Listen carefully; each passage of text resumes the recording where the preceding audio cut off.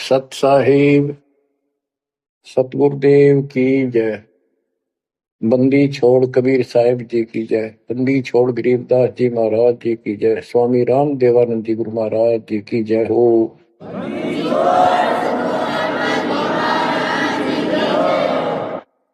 सर्व संतों की जय, सर्व भक्तों की जय, धर्मी पुरुषों की जय।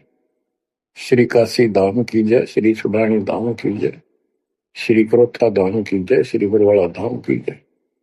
सत साहिब परमपिता परमात्मा कबीर जी की असीम रजा से, मेरे गुरुदेव जी के आशीर्वाद से आज विश्व के मानव को अपने निज घर का ज्ञान हुआ। सब सदग्रंथों का सार परमात्मा के द्वारा बताया अध्यात्म ज्ञान प्राप्त हुआ और ये जन्म और मरण प्रत्येक देशवर की योनियों में शरीरों में दुर्गति क्यों हो रही है इसका ज्ञान हुआ। और आपको ये भी ज्ञान हुआ हमारा भगवान कौन है। आपको ये भी जानकारी हुई कि यहां से छुटकारा होगा कैसे। ये सब ज्ञान सतगुरु से होता है। तो दास जब भी मालिक को याद करता है तो अपने गुरु जी के एक एक वचन जो मुख्य तौर पर सुनाए गए थे तुरंत आत्मा में लगते हैं जाके और उनकी विशेष याद बनती है और कबीर जी की ये बातें याद आती है। अमरवाणी कबीर सतगुरु के उपदेश का लाया एक विचार, जय सतगुरु मिलते नहीं जाते नरक द्वार। नरक द्वार में दूत सब करते खिंचातान, उनसे कबू नहीं छूटता फिर फिरता चारों खानी। कबीर चार खनी में भरमता कबहू न लगता पार। सौ फेरा सब मिट गया मेरे सतगुरु के उपकार। जय जय सतगुरु मेरे की, जय जय सतगुरु मेरे की। सदा साहिबी सुख से बसियो अमरपुरी के डेरे। गुरुदेव की जब ये उपकार याद आता है उसके प्रति अनायास ही अपने आप उसकी जय जयकार करने को आत्मा पुकार उठती है। बच्चों, ये जो ज्ञान दास सुना रहा है सब सदग्रंथों शास्त्रों से प्रमाणित है और खुद परमात्मा स्वयं परमेश्वर बना के ये हमें ज्ञान बताया और फिर अपने बच्चों को ऊपर लेके गए, फिर नीचे छोड़ा। उन्होंने दिल खोल कर सच्चाई बताई, अपने समर्थ की जानकारी दी। उस घर का सुख और यहाँ के नरक का कष्ट याद दिलाया जो सत्य है। आज कोई सुखी नहीं धरती पर। इस बात को आप आसानी से समझ लेना। कबीर साहब कहते झूठे सुख को सुख है मान रहा मनमोद।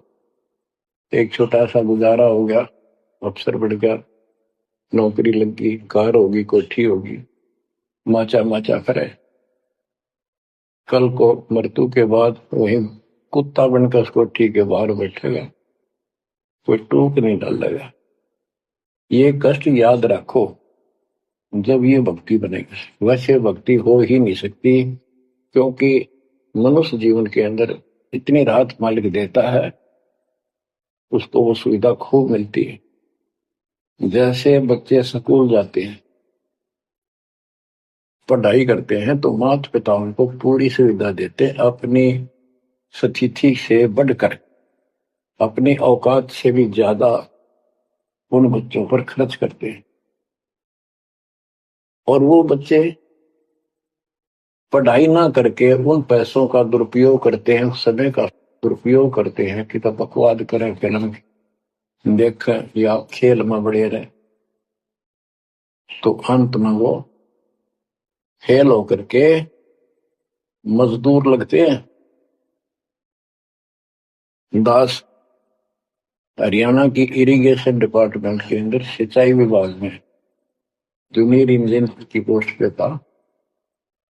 तो वहां काम चल रहा था, हम खड़े थे, मजदूर भी थे, हमारा माइनर इरिगेशन का काम था। एक रोड का निर्माण हो रहा था वहीं पर, रोड के निर्माण पर मजदूर वहीं थे। हमारा भी काम उनके पुल बनाकर पार करना था, सड़क को निकाल के, वहीं खड़े थे। उनका एक्शन आया और फिर वो चला गया अपना देख दाख के। उस एक्शन के जाने के बाद एक मजदूर कहता है, ये मेरा क्लास फेलो था, मेरा सहपाठी था, मैं बकवादों बड़ा रहा, पढ़ा नहीं, खेलने जाता, बीच में स्कूल छोड़कर बाहर भाग जाते, और मैं फेल हो गया, ये पास हो गया। देखा जिसकी किसी मोह है, गाड़ी में चलता है, बढ़िया कोठी बना ली है, और मेरे बच्चे वही रेत में पड़े हैं। यूं कहकर उसकी आंखों में पानी आ। कबीर साहब कहते हैं, आज 6 दिन पाछे गए, गुरु से किया ना हेत, अब पछतावा के करे, चिड़िया चुगी खेत।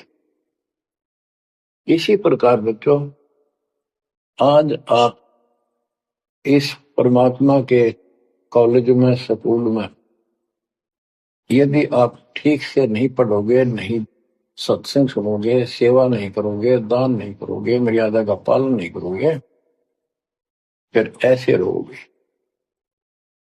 कबीर साहब कहते हैं, खिड़की दे दे रोवेगी सुरता, जब तुम चल लेगी अकेली। हे आत्मा, जिस परिवार को और जिस ठाठ बाट को, जिस राज को, जिस पद को देख कर आज जो भगवान याद नहीं आता, नालायक, यू तेरे साथ नहीं जाएगा। जिस दिन यम के दूध घसीट के ले जाएगी, टक्कर मारेगी इधर उधर, डड्डा होगी बुरी तरह, तरीको होगी सुनेगी। खिड़की दे रोगी सुरता, जब तू चल लेगी अकेली। आंख खोल ले बच्चों, ये साफ बातें हैं, कति स्पष्ट है, 100% सत्य है, 200%, 1000% सत्य है, पर यह आत्मा क्यों ना मानती, यो मन ना मानने देता,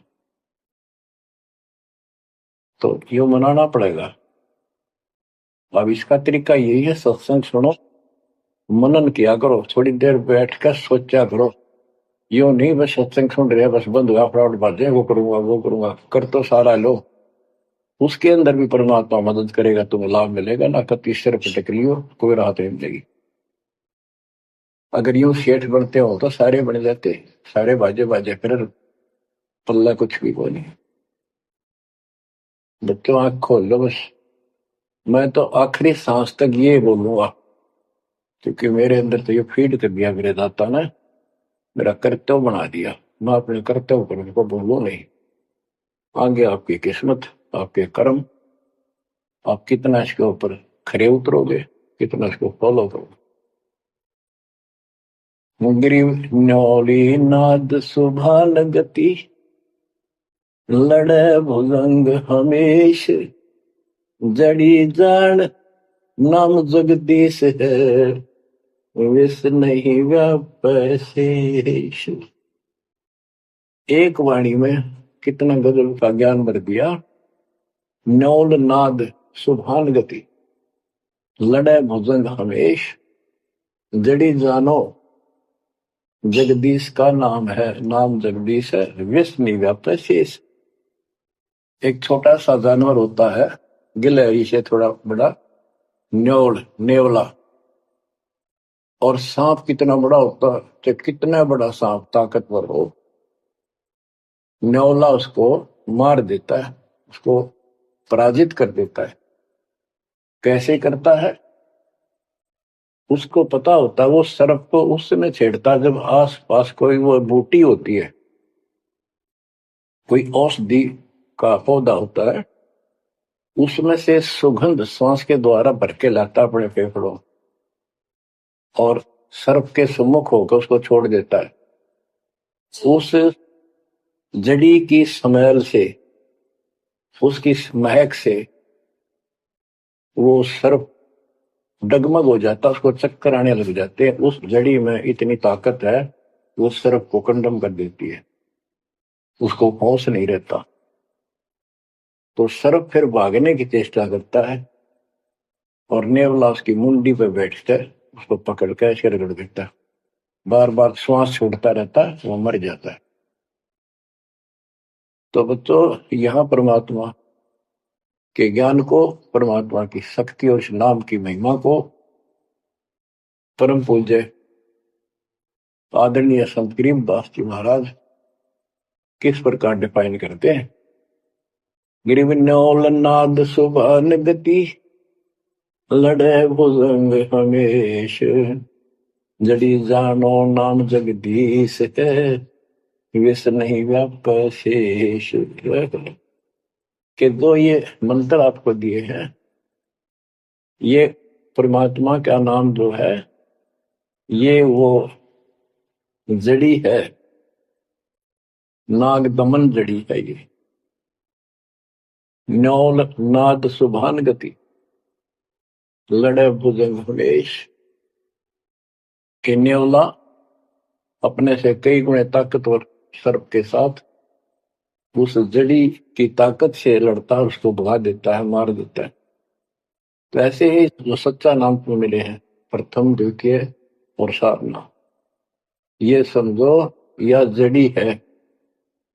इन भूत प्रेत और अन्य देवी देवता पितर पुत्र की तो बात छोड़ो, मेरे भूत तो छोड़ो, इनकी तो गल्ला छोड़ो।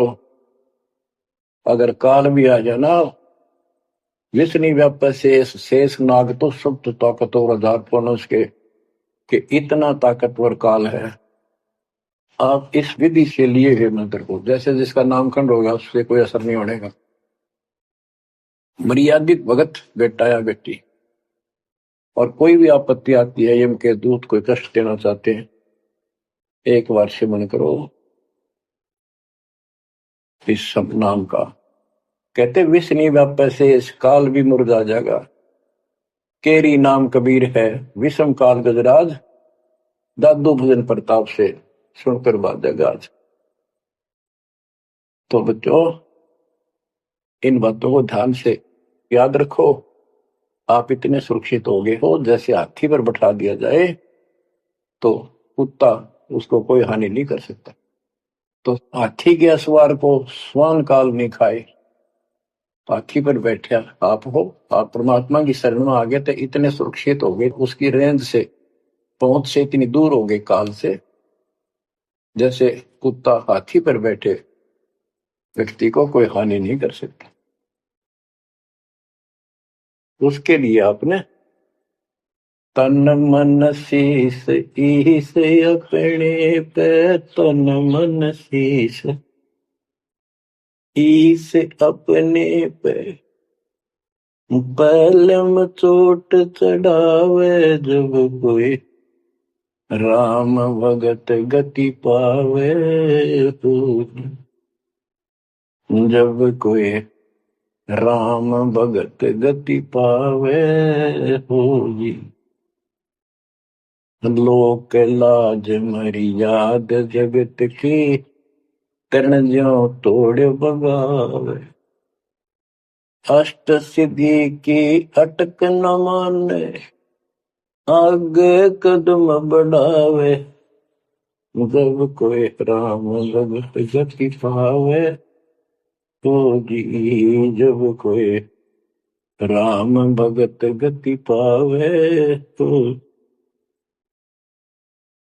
बच्चों, ये सारे फार्मूले लाने पड़ेंगे जब यह प्रॉब्लम सोल्व होगी जन्म और मरण की। आप क्या बताते हैं? गरीब हंस गवन करते नहीं, मान सरोवर छाड़, कौवे उड़ उड़ जाते हैं, खाते मांसाहार। गिरव मान सरोवर मुक्ति फल, मुक्ता हल के ढेर, कौआ आसन नाम जे भूमि दीन सुमेर। गरीब कौआ रूपी भेख है, ना प्रतीत यकीन, 68 का फल मेट कर बहे दीन बेदीन। गरीब हंस दशा तो साध है, सरोवर है सत्संग, मुक्ता हलवाणी चुगे चढ़त नवेला रंग। और देख कितनी अच्छी व्याख्या की है संत गरीबदास जी ने, कमाल कर दिया। गरीब अंश गवन करते नहीं, मान सरोवर छाड़, कौवे उड़ उड़ जाते हैं, खाते मांसाहार। फिर बताया है गरीब हंस दशा तो साधु है, सरोवर है सत्संग, मुक्ता हलवाणी चुगे चढ़त नवेला रंग। कि जैसे हंस गमन करते नहीं, मान सरोवर छोड़। हंस एक पक्षी होता, हंस उससे तुलना की है सते हुए भगत, निर्विकार भगत, सच्चे भगत की। कि जैसे हंस एक पक्षी होता है, सरोवर के ऊपर, तालाब के ऊपर होता है जिसमें मोती होते हैं, और वहीं पर बुगला होता है, उसी जैसी सेम शकल होती है, उनकी पहचान नहीं कर सकते। उनकी पहचान इसी से होती है, जो मोती खाता है वो तो हंस, और मच्छी खाता है वो है बुगला। दोनों की सेम आकार शरीर का, ऐसी ही कलर सफेद होता है। और कौवे भी वही होते हैं, मांस मच्छी खाते हैं। हंस वो होता है जो भूखा मर जाएगा, पर मच्छी मांस मेंढकी नहीं खाएगा, मेंढक नहीं खाएगा। इसी प्रकार भगत वो होता है अपने धर्म कर्म पर रहेगा, बकवाद नहीं करेगा, चाहे कुछ भी हो। तो हंस गमन करते नहीं, मान सरोवर छाड़। सरोवर तो सत्संग है, इस सत्संग को सरोवर मानो, तालाब, टैंक, और भगत हंस है, ये इसको छोड़कर जाते नहीं, यानी परमात्मा की भक्ति त्यागते नहीं। और कौवे उड़ उड़ जाते हैं, जो कौवे जैसे विचारों के स्वभाव के व्यक्ति होते हैं, वो बकवाद करने बिना टेके नहीं। उनको कितनी सुविधा मिल जाए आश्रम में, वो अपने गंदे कर्म बिना टिक नहीं सकते, उनका स्वभाव इतना बिगड़ गया। तो यहाँ कहते हैं गरीब हंस गवन करते नहीं, मान सरोवर छोड़े, कौवे उड़ उड़ जाते हैं, खाते मांसाहार। यानी बकवाद विकारी लोग सत्संग नहीं टिकते, छोड़कर चले जाते सत्संग। और हंस दशा तो साधु है, भगत है सच्चे, और सरोवर है सत्संग, मुक्ता हल वाणी चुगे। ये अमृत वाणी रूपी मोती खाते हैं, फिर चलत नवेला रह गए।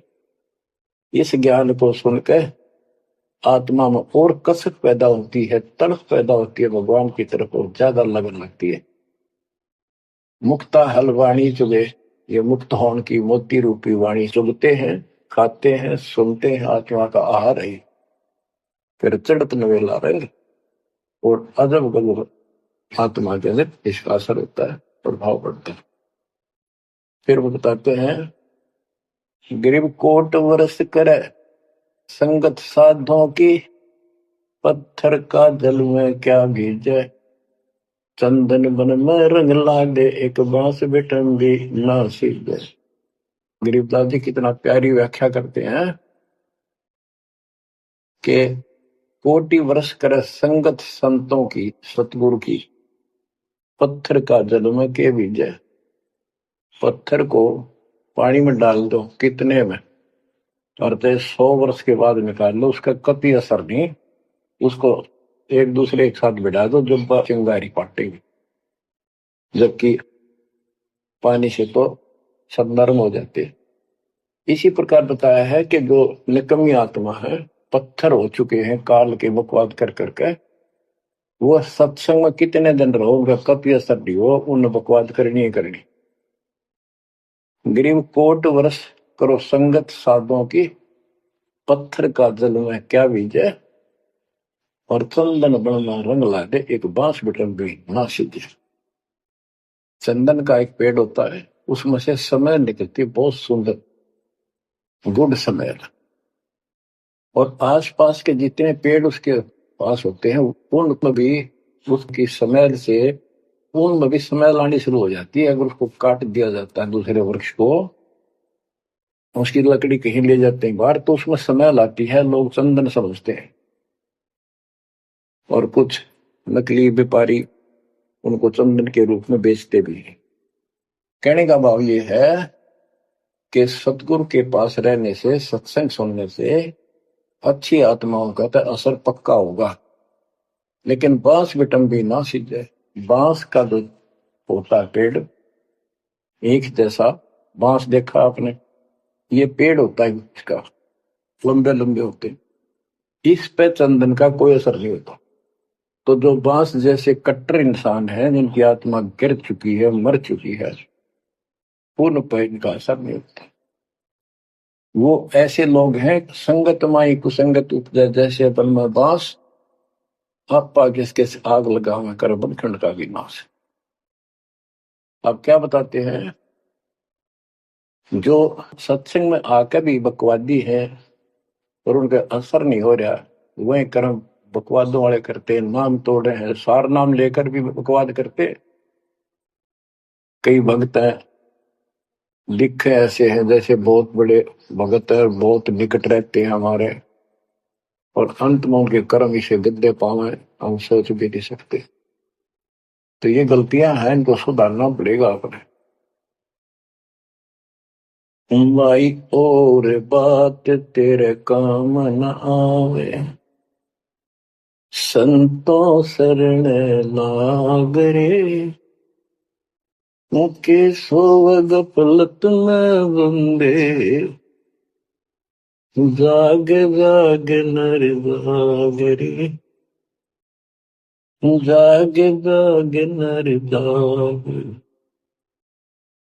उठ सवेरे हुक्कावर लिया, उनके जाग्या नर भाग रे, शुक्रम किया ना करी रे बंदगी, फुटे तेरे भाग रे, फुटे तेरे भाग रे।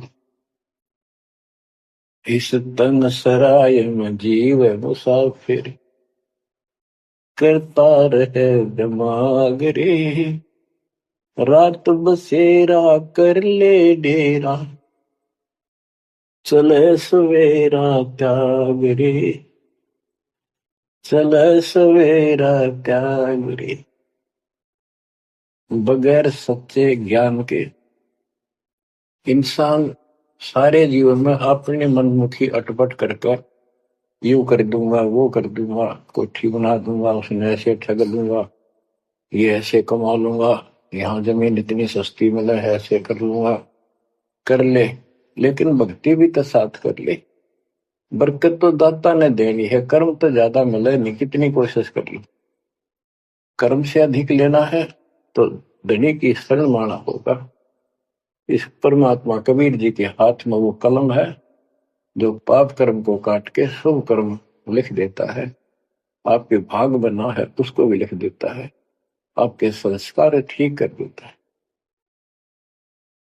इस तन सराय में जीव मुसाफिर, करता रहे दिमाग रे, रात बसेरा कर ले डेरा, चले सवेरा त्याग रे, चले सवेरा त्याग रे। ये जीवन आपका एक न सोच लो स्वप्न है। और यह नींद जब खुलेगी, मृत्यु होगी जब आंख खुलेंगी। जब यह नींद टूटेगी, सवेरा होगा, कुछ ही नहीं पाओगा उस बात। एक भगत बता रहा था, नाम लेने से पहले मैं रिक्शा चलाया करता हूँ, ने कल्पना हुई गाड़ी लूंगा और मैं खूब टी टी करके चलाया करूंगा। सपना भी वही आ गया, जैसे मैंने बढ़िया गाड़ी ले ली और किराए पर ला रखी है, खूब जोर से चला रहा हूँ, बढ़िया रोड है, आगे एकदम ब्रेक मारने लगा, जोर से पैर मारा, वहां फटी पुरानी रजाई थी, उसमें कार पार पैर निकल गया, वह भी पार्टी नहीं उठा, तो देखा ना को कार ना गाड़ी, वो झोपड़ी में पड़ा हूं। तो बच्चों ये सपना साजा टूट टूट के तो मुंड पकड़ हुआ है।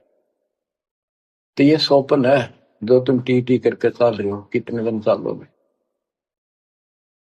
इस तन सराय में जीव मुसाफिर, करता रह दिमाग रे, रात बसेरा कर ले डेरा, चले सवेरा त्याग रे, चले सवेरा त्याग।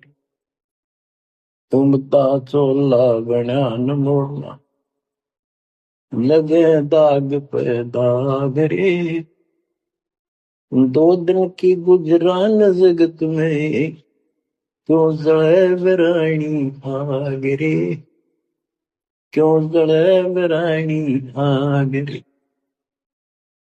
कुबद का चढ़ी चढ़गी छित पे, तू होया मनुष्य नाग रे। यानी जिसका जितना सामर्थ्य है, जब तक इसको ज्ञान नहीं है, कोई न कोई ऐसा दुख दे रखेगा दूसरे को, ताकतवर है वचन से ऐसी गलत बात कह देगा, और निर्बल दुर्बल ऐसा है व्यक्ति की आत्मा रोती रह जाएगी, या किसी को लूट लेगा। बड़ा अफसर है, ऐसी कलम चला देगा, मरो से जीव। कोई अन्यायी जज है, अन्याय कर देगा, मरो से जीव। तो यह कहते हैं, तो बदका चढ़ी चढ़गी चित पे, तू होया मनुष्य नाग रे। आदमी से नाग बढ़ गया, नाग है। जैसे दुर्वासा ने श्राप दे दिया, 56 करोड़ यादव मर गए। चुनो कृषि ने तपस्या करी थी, या खाक तपस्या थी।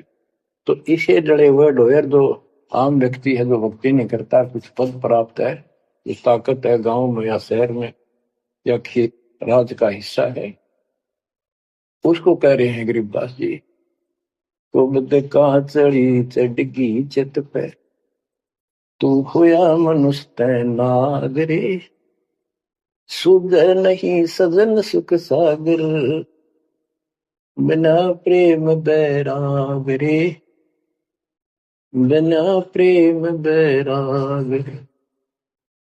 हर्षो मरै सो हंस कहावे, कामी क्रोधी काग रे, बहुरा न भरम इस विष के वन में, चल बेगमपुर बाग रे, चल बेगमपुर बाग। शब्द सैन सतगुरु की पहचान, पाया अटल सुहाग रे। शब्द सैन संकेत, शब्द सैन सतगुरु की पहचान, पाया अटल सुहाग रे। नतानंद महबूब गुमानी, प्रगट पूर्ण भाग रे, प्रगट पूर्ण भाग रे। हर्ष उम्र सो हंस कहावे, मर्यादा में रह के जो भक्ति करता है वो हंस कहलाता है। और कामी क्रोधी कागरे, मोरा न भर में इस विष के बन। हे आत्मा, जो तू ये नकली सुख लेता फिरता है मतवादों के, कितने शराब पी ली, कितने सुल्फा पी लिया, कितने कोठी के लालच में, कार के लालच में दुनिया को लूट रहा है, बकवास कर रहा है, कि हर सुमर सो हंस को हावे, कामी क्रोधी कागरे, भौरा ना भर में इस विष के बन। जहर का बन है, तेरे जीवन को नष्ट कर देंगे ये नकली सुख। फिर बताया कि शब्द सैन सतगुरु की पहचानी, अपने गुरुदेव का संकेत समझा सैन इशारा। और इशारा समझाना चाहिए भक्तों को, तो क्या हाल होगा, मरने के बाद दुर्गति हो जाएगी। 2 दिन का जीवन है, खा के ये इसमें माचे माचे करो, ये है सैन। और हमने तो खोल के बता दी, समझदार को तो संकेत पर्याप्त होता है। शब्द सैन सतगुरु की पहचानी, पाया अटल सुहाग रे। ये है तो कबीर साहब का शब्द, फिर भी चलो जैसा भी है। न तो आनंद महबूब गुवानी प्रगटे पूर्ण भाग रे। अब सतगुरु से बात शुरू हुई थी। ये नित्यानंद जी भी कहते हैं कि मेरा महबूब सतगुरु गुमानी दास, मेरे कोई अच्छे भाग थे जो मुझे इनका मिलन हुआ। नित्यानंद महबूब गुमानी प्रगटे पूर्ण भाग रे। तो बच्चों, आप इन बातों पे ज्यादा ध्यान दिया करो जो सत्संग के अंदर बताई जाती है। जो सत्संग जो है ये एक टीचिंग है, टीचिंग। और बच्चे इस पढ़ाई को ध्यान से सुनते हैं, इस पर अमल करते हैं, इसका अनुसरण करते हैं जो टीचर बताता है, क्योंकि टीचर सिलेबस से बताता है। और सिलेबस से बताया हुआ जो भी ज्ञान है उसको स्टूडेंट्स ठीक से याद करते हैं, उसका अभ्यास करते हैं, तो जब परीक्षा होती है वे सफल होते हैं। अब ये आपकी जो क्लास लग रही है, ये उस कबीर भगवान की आप पर एक न्यारी रजा और है, अलग से हुई है। और समय अनुसार जहां भी आवश्यकता पड़ रही है, परमात्मा समय पर अपने बच्चों को उसी तरह वो सुविधा दे रहा। सत्संग के दौरान बहुत एकाग्रचित्त से सुना करो। ये समझो कि गुरु जी सामने खड़े हैं, देख रहे हैं। जैसे क्लास के अंदर टीचर खड़ा होता है, पढ़ा रहा होता है, प्रोफेसर पढ़ा रहा होता है, तो बच्चे बहुत सावधानी से और शिष्टाचार से एक एक बात को ध्यान से सुनते हैं। फिर टीचिंग के बाद अपना सामान्य बातें भी करते हैं, नहाना धोना खाना पीना सारा कुछ करते हैं, खेत का काम भी करते हैं, माता पिता का हाथ भी बटाते हैं, करते हैं। लेकिन जो टीचिंग के दौरान उसने सुना है वो भूलना नहीं चाहता, वो उनको अलग से कुछ देगा। और उसके सुनते सुनते सुनते वो एक दिन एमएससी, टेक, इंजीनियरिंग, डॉक्टरी, पता नहीं क्या क्या पढ़ाई पढ़कर विद्वान बन जाते हैं। इसी प्रकार आप इस ज्ञान को सुनते रहोगे, सुनना पड़ेगा। हजारों से ज्यादा सत्संग रखे, उनको ऐसे ही सुना करो, 1 घंटा अवश्य लगाओ। दिन में 1 घंटा भी लगाओगे तो भी बहुत कुछ मिलता रहेगा, भूल नहीं पड़ेगी। काल का आपके ऊपर बहुत भयंकर दबाव है, बहुत प्रेशर है। इतना ज्ञान सुनते हो जितना दास चाह रहा है आपके अंदर, वो प्रेरणा अभी बनी नहीं है, पर बहुत कुछ बात लवा लगी है। निकट हो और सुनते रहो। और ये समय निकालना भी मालिक की कृपा है ना, तो कल पता नहीं इस समय को कहाँ बिरान माटी में दुर्गति के अंदर लवा दे, कोई और समस्या खड़ी कर देगा, सारी टेंशन वही दिमाग वहां घूमता रहेगा, या कोई बीमारी हो जाएगी उस पर टेंशन, हॉस्पिटल में पड़े रहेंगे। तो ये परमात्मा की असीम रजा आपके ऊपर है, एक कलम तोड़ कृपा है। और ये बातें कहने सुन की नहीं, ये कर पाड़न की है। ध्यान दो, इस गंदे लोक की स्थिति से आपको पूर्ण रूप से परिचित करा दिया गया है। यहाँ एक पल का भरोसा नहीं, तुम क्यों आंख बंद करके बैठे हो इस गंदे लोक में, इसी व्यवस्था में उलझे रहोगे क्या? ठीक है, अपने अपने रुआ के लिए करना पड़ेगा, करते रहो, पर भगवान की कसक दिल में अलग से रहनी चाहिए आपके। एवं नहीं सुना दिया तुमने, सुन लिया, थोड़े बहुत मंत्र कर लिए, सुबह दोपहर शाम की आरती कर ली, अच्छी बात है, लेकिन यह कसक पैदा नहीं हुई तो बात फिर अधूरी रह जाएगी। आप क्या बताते हैं?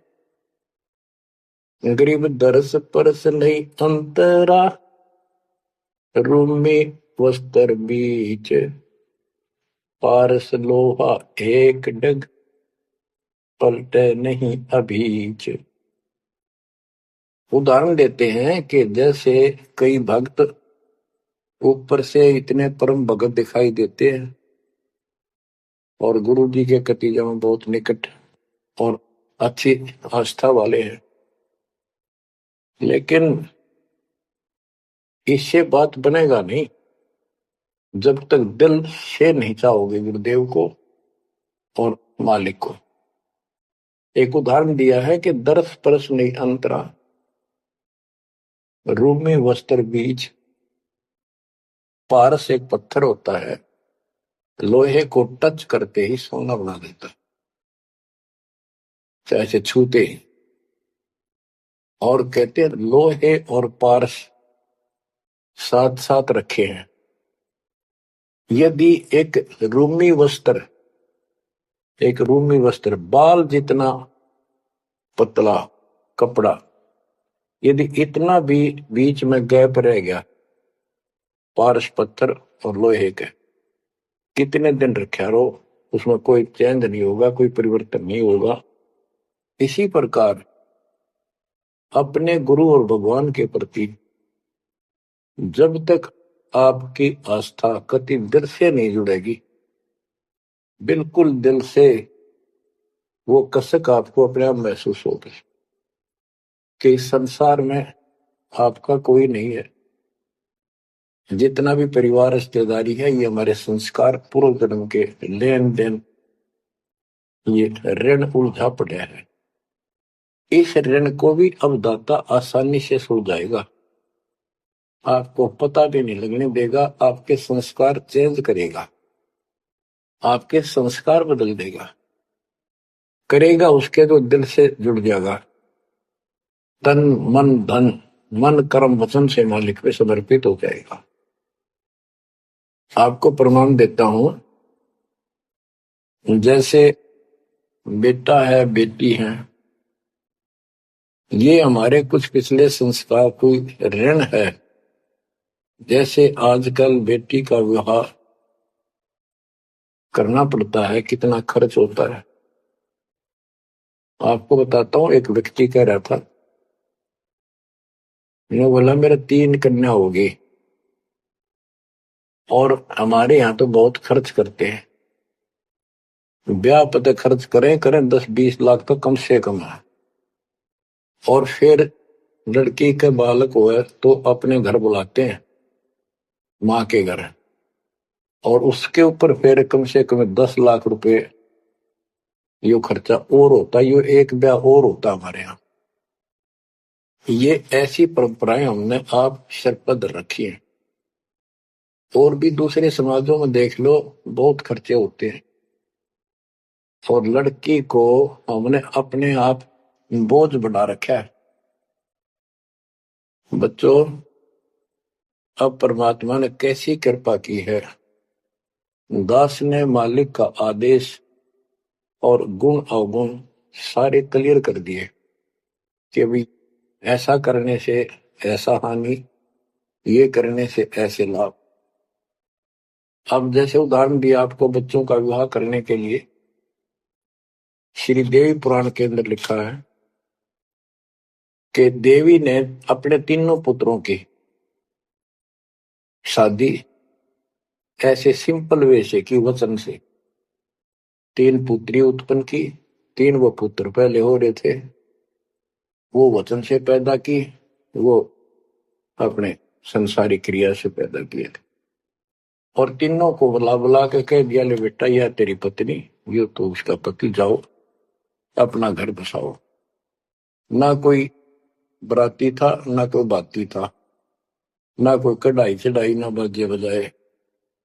ये बाद की बकवाद शुरू कर दी, संस्कार ऐसे जोड़ दिए जाते हैं।